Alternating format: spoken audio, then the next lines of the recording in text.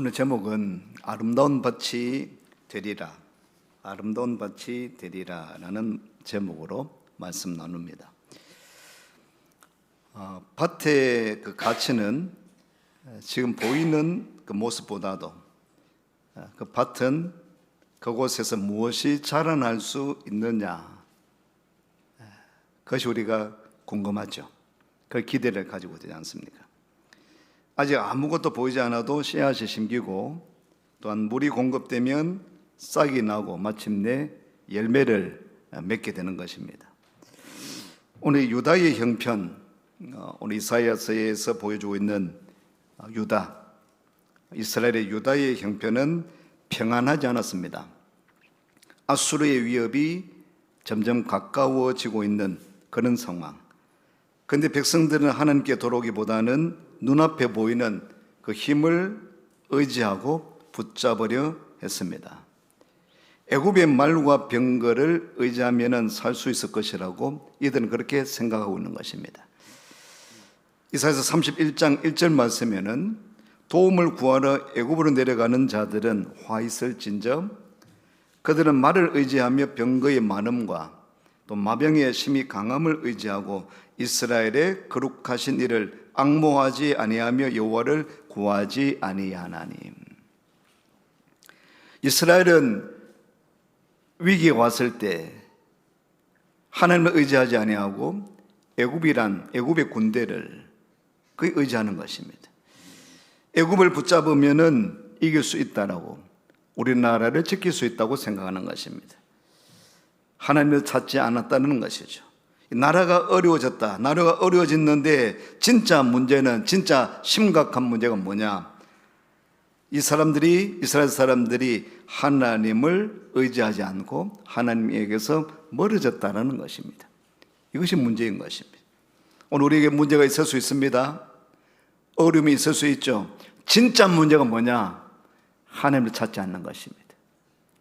진짜 문제가 뭐냐? 교회에 나오지 않고 하나님께서에게서 멀어지는 것이 진짜 문제인 거예요. 우리 눈앞에 보이는 문제, 어려움, 이것보다도 여러분, 하나님을 찾지 아니하고 하나님께 나오지 아니하고 하나님 앞에 점점 멀어지는 것, 그게 문제인 거죠. 오늘 이스라엘이 그런 거예요. 이스라엘이. 그런데 오늘 이사야 선지자는 이 메마른 광야를 바라보면서, 그런데도 불구하고 오늘 이사야서를 읽어보면 이스라엘이 매맞아야 되거든요. 이스라엘 백성들이 매맞고 심판당하고 멸망받아야 되는데, 그런데 끊임없이 하나님은 이스라엘 백성들을 사랑하시는 거예요. 이스라엘 백성들을 외면하지 않는 것입니다. 우리들 보기에는 포기하고 싶은데, 가족이라도 포기하고 싶은데 그럴 때가 있잖아요. 가족인데도 불구하고 너무 힘들게 하니까, 너무 어렵게 하니까. 그런데 신기하고 놀라운 것은 하나님은 끊임없이 하나님의 자녀인 이스라엘 백성들을 지키시려고 하는 것이 하나님의 마음인 것입니다.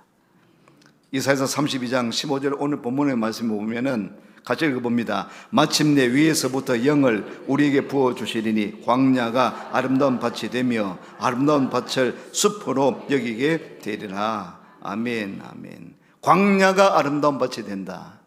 공동번역에는 사막이 아름다운 밭이 될 것이다 라고 번역하고 있습니다. 당시 유다는 아수르의 위협과 영적인 혼란 가운데 있었습니다. 그러나 하나님은 황폐한 현실보다도 그곳에서, 황폐한 현실, 광야입니다, 사막입니다, 그곳에서 새로운 일을 일으키시겠다라고 새로운 모습을 보여주고 계시는 것입니다. 오늘 이 말씀 가운데 아름다운 밭, 황폐한 그곳을, 사막과 광야인 그곳을 아름다운 밭이 되게 주시겠다. 아멘 아닙니까 여러분? 광야에서는 무엇인가를 심고 거두기가 어렵습니다. 사막에 무엇을 심고 거두기가 어려운 거잖아요. 그러나 밭은 씨를 품고 싹을 내고 열매를 맺게 되는 것입니다. 그러면 하나님께서 광야가 아름다운 밭이 되리라고 하신 것은 단순히 형편이 조금 좋아질 것이라는 그 말씀이 아니라 다시 생명이 자라고 다시 열매를 기대할 수 있는 삶이 되게 하시겠다라는 약속입니다. 할렐루야. 첫 번째입니다. 아름다운 밭은 위로부터 시작됩니다. 아름다운 밭은 위로부터 시작되는 것입니다.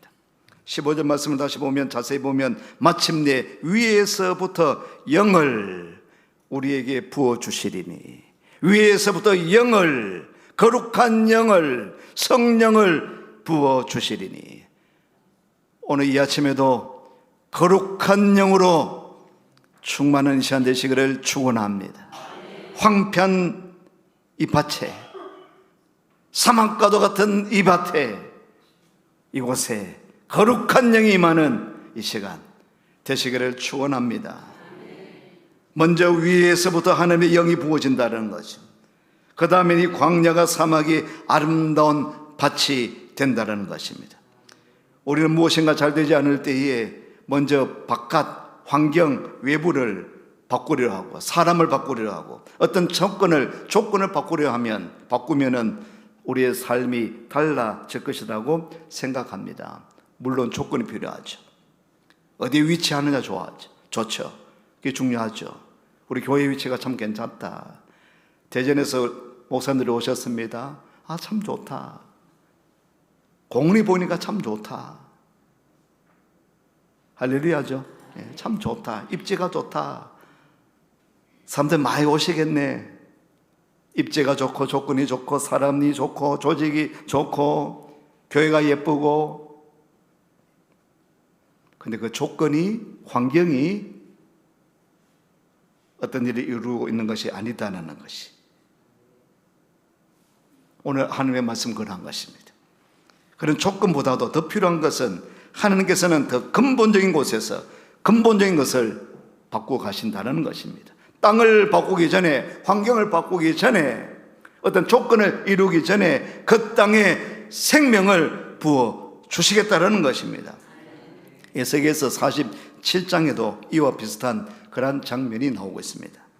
에스겔에서 보면은 성전 문지방 아래에서 물이 조금씩 흘러나오기 시작합니다. 처음에는 작은 물줄기입니다. 그런데 그 물줄기가 점점 깊어지기 시작합니다. 그 물줄기가 발목에 오릅니다. 무릎에 오르기 시작합니다. 허리에 오르더니 마침내 사람이 건널 수 없는 강이 되는 것입니다. 그 물이 흘러서 흘러간 곳이 어디냐면은 생명이 풍성한 곳이 아니라 죽음의 바다로 흘러갔습니다. 사해로 흘러가는 겁니다. 그런데 하나님의 성전에서 흘러나온 그 물이 그곳에 죽음의 바다에 이르자 놀라운 일이 일어나기 시작한 것입니다. 에스겔서 47장 9절 말씀은 이렇게 이야기하고 있습니다. 한번 보십시다. 읽습니다. 이 강물이 이르는 곳마다 번성하는 모든 생물이 살고 또 고기가 심히 많으리니 이 물이 흘러 들어가므로 바닷물이 되살아나가 있고 이 강이 이르는 각처의 모든 것이 살 것이며 아멘. 성전에서 나는 물이 흘러가서 죽음의 바다에 이르는데 그 강물이 이르는 곳마다 번성하는 모든 생물이 살아나게 된다는 거죠. 고기가 많아지게 된다는 것입니다. 바닷물이 되살아나가 있고 이 강이 이르는 각처의 모든 것이 살 것이다. 할렐루야.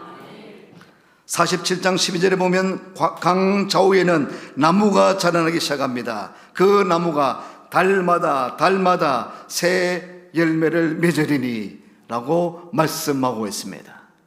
성전에서 나는 물, 생명수죠. 성전에서 나는 물, 하나님의 말씀이죠. 복음이죠. 예수 그리스도가 흘러 들어가는 곳마다, 복음이 들어가는 곳마다 죽었던 자가, 시들거리고 메말라 있던 자가 복음이 들어가면, 예수님을 만나면, 십자가의 은혜가 임하면은 살아나고 회복되어지고 일어나게 되어지는 역사가 나타나게 될 것이다. 죽음의 장소가 생명의 장소가 되는 것입니다. 여러분, 무엇이 그것을 바꾸었습니까? 생명의 물이 흘러 들어왔기 때문이죠. 오늘 이사야는 그것을 위에서부터 영을 우리에게 부어주시리라고 말씀하고 있는 것입니다. 오늘 우리의 삶도 마찬가지입니다. 좋은 밭이라고 해서 언제나 좋은 밭으로 남는 것은 아닙니다. 아무리 비옥한 땅이라도 물길이 끊기면, 메마르고 오랫동안 돌보지 않으면 잡초가 밭을 덮습니다. 신앙도 한때 좋았다는 것으로 오늘을 살아갈 수는 없는 것입니다. 예전에 신앙생활 잘했다, 예전에 나도 교회를 다녔다, 말씀을 읽었다, 묵상했다, 은혜가 있었다. 지금은요? 지금 교회 나오지 않아요. 지금 시험에 들었어요. 지금 메말라 있어요. 지금 광야와 같습니다. 사막과 같습니다. 예전에 좋았는데 어제 받은 은혜가 오늘의 은혜를 대신할 수 없어요. 오래 믿었다는 그 사실이 오늘 하나님과 가까이 하고 있다는 것을 보장해 주지 못하는 것입니다. 이스라엘 백성은 광야에서 이것을 배운 것입니다. 광야를 지날 때, 사막을 지나갈 때, 출애굽에서 사막 광야를 지날 때에 그때마다 하나님께서 만나와 메추라기를 공급해 주셨습니다. 이 만나는 한꺼번에 몇 달치 그렇게 주는 양식이 아니었어요. 만나는 아침마다 거두어야 됩니다. 아침마다 거두어서 그날 먹는 겁니다. 그날 먹는 양식입니다. 어제 거둔 만나를 오늘까지 붙잡아 주면은 썩어버립니다. 왜 하나님께서 그렇게 하셨을까? 하나님의 은혜는 쌓아놓은 은혜로 사는 것이 아니라 날마다 공급되는 그 은혜로 살아가야 되는 것입니다. 지난주 교회 왔기 때문에 오늘 교회 안 와도 됩니까? 아니에요. 지난 한 주간 교회에서 받은 그 은혜가 어떻게 보면 그 하루를 또 한 주간을 살아가는 데에 주시는, 공급하시는 은혜일 수 있습니다. 거룩한 주일날 하나님 앞에 나와서 매주일마다 성수주일 하면서 예배 드리는 것이 마땅한 것입니다. 오늘 본문은 너희가 조금 더 노력하면 광야에서 밭이 될 것이다 라고 이야기하지 않습니다.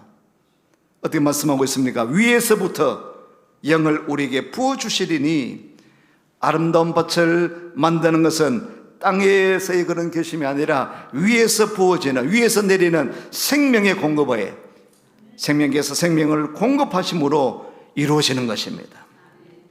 우리에게도 필요한 것도 마찬가지입니다. 우리에게 필요한 것도 마찬가지인 것입니다. 지난날 받았던 그 은혜를 추억하는 데서, 예전에 청년에 열심히 했다라고, 우리 학생이가 아주 놀랍게 성장했다고, 주일학교가 놀랍게 부흥했다고, 우리는 예전에 그 추억이 있습니다. 우리 교회 추억이 있습니다. 주일학교가, 학생회가, 청년회가 왕성했지 않습니까? 은혜로웠습니다. 즐거웠습니다. 그 추억에 머물러서 되는 것이 아닙니다. 오늘 이위로부터 오는 그 은혜가 다시 흘러 들어와야 될 줄로 믿습니다. 그래서 이사야서 44장 3절에 하나님께서 이렇게 말씀하고 있는 것입니다. 나는 목마른 자에게 물을 주며 마른 땅에 시내가 흐르게 하며 나의 영을 내 자손에게, 나의 복을 내 후손에게 부어주리니. 아멘. 마른 땅에 필요한 것은 물이지요. 우리의 영혼에도 하나님의 은혜가 다시 흘러 들어와야 되는 것입니다. 하나님의 은혜가 오늘 우리에게 임해야 되는 것입니다. 교회 왔는데 예배 드리는데 하나님의 영이 임하지 아니하고 그 은혜가 임하지 아니하고 그냥 밋밋하게 왔다가 가는, 그럴 수도 있죠. 그러나 바라기는, 소망하기는, 여러분 소망하십시오. 하나님의 은혜를 내게 주시옵소서. 하나님의 영을 내게 부어 주시옵소서. 그런 거룩한 주일, 은혜로운 주일 되어지기를 소망합니다. 그럴 때 광야 같은 이 마음이 바로 생명으로 움직이기 시작하는 것입니다. 아름다운 밭은 그렇게 만들어지는 것입니다. 두 번째입니다. 아름다운 밭에는 평안이 자라나는 것입니다. 평안이 자랍니다. 그 다음 성령께서 임하셔서 광야가 아름다운 밭이 되면 무엇이 달라질까요, 여러분? 16절 17절 말씀입니다. 읽어봅니다. 그때에 정의가 광야에 거하며 공의가 아름다운 밭에 거하리니 공의의 열매는 화평이요 공의의 결과는 영원한 평안과 안전이라. 아멘, 아멘. 오늘 이사야는 성령이 임한 그 결과를 아주 현실적으로 설명해 주고 있습니다. 정의가 자리 잡고 공의가 자리 잡고 거기에서 화평의 열매로 나타난다는 것입니다. 하나님, 이 땅이 공의와 정의가 넘치는 나라, 이 땅 이적되게 하옵소서. 어떻게 이루어집니까? 하나님의 영이 임하게 됩니다. 이 날에도 하나님의 영으로 충만해야 됩니다. 이 땅에 복음이 들어가야 됩니다. 민족이 복음화되어야 됩니다. 그래야지 정의와 공의가 되살아나게 되는 것입니다. 성령의 역사는 사람의 마음을 잠시 뜨겁게 만드는 데서 끝나지 않는 것입니다. 사람을 바르게 만들고 관계를 바르게 만들고 그곳에서 화평과 평화를 만들어내는 것입니다. 성경에서 이 모습을 또 다시 한번 보여주는 그 모습이 한나의 모습입니다. 한나. 사무엘상 1장을 보면 한나가 마음이 몹시 괴로웠습니다. 하나님의 전에 나왔습니다. 몹시 답답해서 간구합니다. 기도합니다. 자녀가 없었거든요. 자녀 달라고. 이 한나가 자녀가 없다는 아픔도 컸지만은 남편 엘가나의 또 다른 아내가 있었습니다. 그 버닌나는 아들이 있었어요. 그러니까 본 부인이 한나인데 자꾸 구박하는 거예요. 자녀가 없다고, 아들이 없다고. 그러니까 얼마나 마음이 아픕니까? 성전에 올라가서 웁니다. 금식합니다. 음식을 못 먹는 거예요. 그런 한나가 성전에 들어가서 하나님 앞에 오랫동안 기도하게 됩니다. 엘리 제사장을 만나죠. 하나님의 은혜가 임하게 되죠. 그 사건입니다. 그런데 우리가 눈여겨볼 것이 있습니다. 기도를 마친 직후에 엘리 제사장 만납니다. 하나님의 말씀을, 대언의 말씀을 듣습니다. 그런데 우리가 눈여겨볼 것은 기도를 마친 직후 한나의 문제가 금방 해결된 것은 아니었습니다. 사무엘이 아직 태어난 것이 아닙니다. 상황은 아직도 그대로였습니다. 그런데 사무엘상 1장 18절에 성전에 갔습니다. 기도했습니다. 답답했습니다. 울었습니다. 제사장을 만났습니다. 하나님의 은혜가 임했습니다. 그런데 1장 18절, 사무엘상 1장 18절 말씀에 있습니다. 이르되 당신의 여종이 당신께 은혜를 입기를 원하나이다 하고 가서 먹고 얼굴에 다시는 근심빛이 없더라. 아멘. 한나의 문제가 해결된 것이 아니라 한나에게 은혜가 임한 거예요. 문제가 해결된 것이 아니라 은혜가 임할 때 하나님 앞에 마음을 쏟아놓고 나왔는데 어제와 같은 그 집으로 돌아가면서 얼굴빛이 바뀌기 시작하는 거예요. 이것이 바로 하나님께서 주시는 평안입니다. 은혜입니다. 할렐루야. 교회 올 때는 근심이 있습니다. 어려움이 있습니다. 걱정이 있죠. 걱정이 있죠. 여기 있으면서 지금 집에 생각하고 있죠. 집에. 여기 계시면서 혹시 직장 생각하고 있나요? 여기 있으면서 약속 지금 생각하고 있나요? 여기 오셔서 주님을 만나십시오. 하나님의 은혜가 임하시기를 축원합니다. 그래서 돌아갈 때에 얼굴빛이 쫙 바뀌어지는 그런 교회가 되었으면 좋겠습니다. 그런 우리들의 예배가 되었으면 좋겠습니다. 근심과 걱정으로 왔지만 돌아갈 때는 얼굴에 미소를 띠고 근심빛이 사라지고 은혜가 충만하여서 니 어디 갔다 왔노? 교회 갔다 왔다. 교회 갔다. 갈 때는 찌푸리디만 교회 갔다 오니까 얼굴빛이 바뀌네. 근심빛이 사라지네. 아멘. 오늘 32장 18절에도 내 백성이 화평한 집과 안전한 거처와 조용히 쉬는 곳에 있으려니와. 내 백성이 화평한 집과 안전한 거처와 조용히 쉬는 곳에 있으려니와. 조용히 쉬는 곳, 조용히 쉬는 곳. 여러분, 이 말씀이 참 따뜻하지 않습니까, 여러분? 우리가 살아가는 세상은 마음을 흔드는 일이 참 많습니다. 몸은 쉬고 있는데도 마음은 쉬지 못할 경우가 많습니다. 이곳에서 예배를 드림에도 불구하고 참 쉼이 없고 걱정과 염려가, 걱정이 짓누르고 있는 그런 상황일 때가 있죠. 오늘 말씀은 하나님의 영이 임하고 나니까 내 백성이 화평한 집과 안전한 거처와 조용히 쉬는 곳에 있으려니와. 하나님께서 우리 마음을 다스리시면 어떤 환경이나 조건이 완벽하지 않아도 마음에 쉴 자리가 생기는 것입니다. 그리고 그런 사람이 있는 곳에서 다른 사람도 함께 쉬게 되는 것입니다. 가정에서도 그렇지 않겠습니까, 여러분? 한 사람이 부드러워지면 집안의 분위기가 달라지죠. 가족 한 사람이 화를 내면 분위기가 영 엉망이 되잖아요. 교회도 마찬가지입니다. 한 사람이 품어주고 기다려주고 위로하고 격려하고 그렇게 하면 우리 공동체의 온도가, 분위기가 달라질 수 있는 것입니다. 새 가족이 오셨습니다.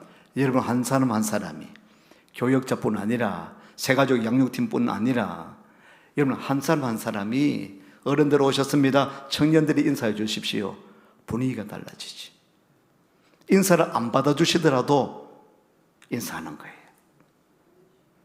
우리 새 가족들이 인사를 안 받아줄 수도 있습니다. 눈을 안 마주칠 때도 있습니다. 그래도 우리 교인들이 인사해야 되지. 그죠? 악수를 건네야 되지 않겠습니까? 그게 우리 공동체가 해야 될 일인 줄로 믿습니다. 아름다운 밭에는 사람들이 쉬어갈 수 있는 그런 평안이 자라나게 되는 것입니다. 교회가 참 평안하다. 참 평안하다. 그런 교회, 그런 공동체. 아멘. 세 번째입니다. 아름다운 밭에는 다시 씨를 뿌립니다. 오늘 20절 말씀의 뜻밖의 말씀으로 오늘 결론 짓고 있습니다. 32장 20절 말씀 읽어봅니다. 모든 물가에 씨를 뿌리고 소와 나귀를 그리로 모으는 너희는 복이 있느니라. 아멘. 광야가 사막이 아름다운 밭이 되었습니다. 그렇다면 이제 그 밭에서 무엇을 해야 됩니까? 광야가 사막에 이제 밭이 되는 거예요. 그럼 그 밭에 뭘 해야 되죠? 씨를 뿌려야 되죠. 우리 유명태 간도사님이 지난 수요일날 말씀이 씨를 열심히 뿌리자고. 씨 뿌리는 게 필요하다고. 씨 뿌리는 자가 되어야 된다라고. 복음을 뿌리고 전도하는 자가 되어야 된다라고. 그 말씀을 강력하게 말씀해 주셨어요. 밭이 아름다운 이유가 바라보기 좋기 때문만은 아니죠. 그 밭은 새로운 생명을 품을 수 있기 때문에 아름다워지는 것입니다. 요즘 오래된 공장이나 창고가 있던 그 지역을 새롭게 살려내는 도시 재생의 사례를 많이 볼 수 있습니다. 한때 사람들이 떠나고 기능을 잃었던 그 공간을 모두 밀어버리는 대신에 오랜 건물의 흔적을 남기면서 그 안에 문화공간이나 공원, 사람들이 만나는 장소를 만들어서 새로운 생명을 불어넣는 것입니다. 서울 마포에 가면 문화비축기지라는 곳이 있습니다. 저곳입니다. 저곳이 원래 많은 곳이냐면은 원래는 석유를 저장하던 곳이었습니다. 석유를 비축하던 석유 비축기지였습니다. 박정희 정권 시대, 정부 시대. 그래서 저는 비밀리에 관리를 했었습니다. 오랫동안. 석유를 다 저장하다가 이제는 거기 공원이 생겼는데 폐쇄를 시키고 오랫동안 방치되었습니다. 근데 한 시민이 아이들 공부를 했는데 저기를 문화공간으로 만들자. 큰 지역인데요. 석유 비축 기지를 문화 비축 기지로. 서울시는 그 시민의 그 아이디어를 이어받아 가지고요. 그 땅을 허물지 아니하고 오래된 탱크와 산업시설의 흔적을 남기면서 거기에 공연장, 전시장 또한 시민들이 쉬어가는 문화공간으로 만들었습니다. 바꾸었습니다. 저기 만든 거예요. 다 탱크예요, 저게. 석유를 저장하던.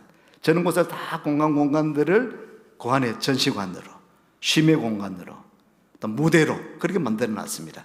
한 지역은 한 3지구는 거기는 그대로 옛날 모습 그대로, 옛날 여기는 석유를 저장하는 곳이다라고 볼 수 있도록 만들어 놨어요. 그대로 놔뒀습니다. 새롭게 그 공간이 세워지는 것이죠. 오늘 주변에 카페에 가봐도 옛날에 그 자리가 공장했던 자리다. 있죠. 더러 그런 자리를 지금은 카페로, 식당으로 많이 바꾸고 있는 것입니다. 하나님께서 우리를 새롭게 하시는 것도 과거를 모두 지워버리고 전혀 다른 사람으로 만드시는 것이 아니다라는 것입니다. 여러분, 살아온 세월들이 있습니다. 오늘 우리들에게 눈물이 있죠. 오늘 우리에게 실패도 있습니다. 그런 경험도 있습니다. 실수한 때도 있습니다. 그런데 하나님 손에 맡겨지면 오늘 우리가 황폐했던 우리가 사막과 같은 우리가 하나님의 손에 붙들리면 새로운 사람으로, 새 사람으로 바뀌어지게 될 줄로 믿습니다. 젊은 시절에는 몰랐던 것을 세월이 지나가면서 때는 우리가 깨닫게 됩니다. 우리 많이 아팠을 때 저도 많이 아팠습니다. 그러니까 비슷한 종류로 아픈 분을 보면은 그럴 수 있다라고 한마디 건네죠. 수술을 했습니다, 여러분. 아픔이 있습니다. 그러면 그 아픈 사람을 이해하게 됩니다. 실패했습니다. 실패해보았기 때문에 넘어지는 사람을 다시 우리는 좀 도와줄 수 있죠. 권면해 줄 수 있죠. 기다려 줄 수 있는 거죠. 하나님의 은혜를 우리가 경험했습니다. 그러므로 하나님의 은혜를 우리가 경험했기 때문에 다른 사람에게 그 은혜를 우리가 전할 수 있는 거잖아요. 그것이 바로 씨를 뿌리는 삶이 아니겠습니까? 요한복음 12장 24절 말씀에 우리 주님께서 말씀하시죠. 내가 진실로 진실로 너에게 이르노니 한 알이 미리 땅에 떨어져 죽지 아니하면 한 알 그대로 있고 죽으면 많은 열매를 맺느니라. 하나님께서 우리를 아름다운 밭으로 만드시는 이유는 우리만 아름답게 살게 하기 위해서가 아닙니다. 우리의 삶을 통하여서 또 다른 생명이 자라게 하시기 위해서 오늘 우리에게, 저와 여러분에게 은혜를 허락해 주시는 것입니다. 오늘 우리들의 따뜻한 말 한마디를 통하여서 그것이 씨앗이 될 수 있는 거예요. 한 사람을 포기하지 않고 계속적으로 우리가 인내하면서 기다려주는 것. 우리 강도사님이 복음을 전할 때에 받아들이지 않으면 어떻게 하라고요? 됐다고만. 포기하지 않고 계속적으로 전하라고.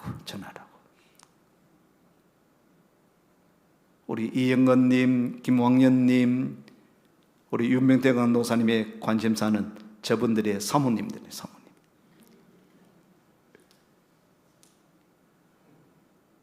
부인들도 같이 교회 나올 수 있도록. 저분들도 뭐 별로 오고 싶어서 오신 건 아닌데 전하고 또 만나고 우리가 복음을 전할 때 복음을 거부하는 사람들이 있습니다. 전도 받기를 싫어하는 사람들이 있죠. 남 목사는 그렇죠. 예. 남미 목사는 그렇죠. 예. 그분이 그렇죠. 예. 또 가자고 씨를 뿌리는 거예요. 인내하면서 씨를 뿌리는 거잖아요.